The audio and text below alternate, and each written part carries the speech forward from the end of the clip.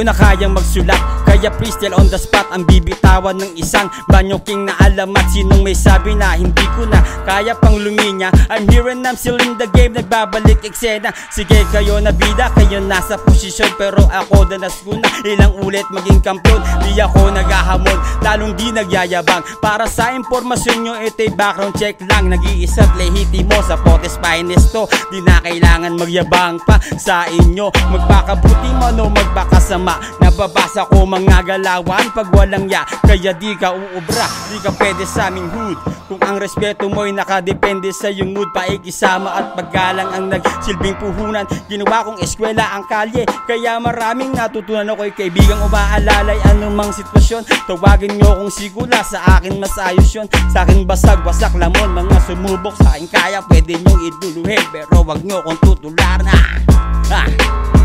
Maraming salamat tol, baka may gusto kong i-promote to shoutout.